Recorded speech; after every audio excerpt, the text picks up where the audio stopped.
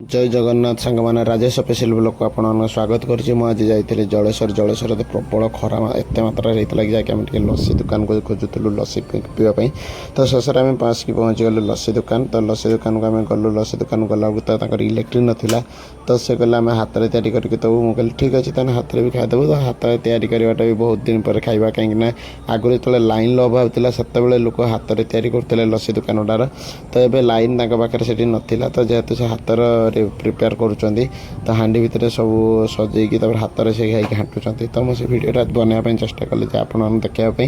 ता भर लस्सी भी भर प्रस्तुत होता भिडियो बनवा भितर लस्सीटा को सजेदेले। तो सजे सारापर से जड़े सजाऊे फेर आहरी भी ऑर्डर थिला।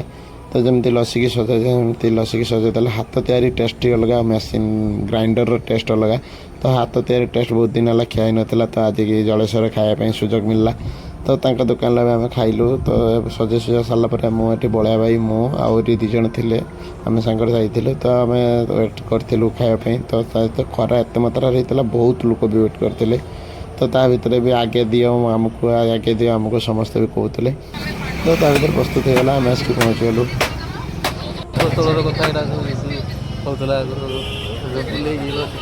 कथा नहीं मथा नहीं देखा दिया दिया दिया आम आम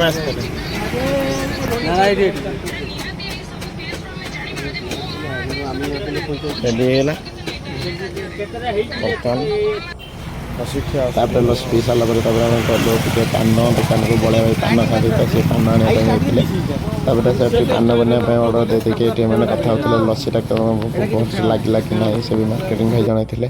तापर आम कम सरीगला। तो कम सरीगला खरा एत मात्रा होता कि जलेश्वर पूरा फांका रास्त मैंने आसा में भी मुस्किल होता। मुँह को एत जोर खरा बामना ये धासटा बाजुला।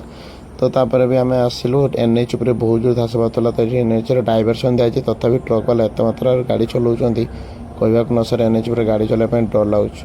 राजेश स्पेशल ब्लॉग आपको स्वागत। लाइक शेयर एंड सब्सक्राइब कर दिंतु। बहुत मात्रा शेयर करूँ आउ एनएच गला बेले देखिकी ही जातु कहीं ट्रक वाला आजिकल बहुत मात्रा गाड़ी चलाऊँ जोर रे।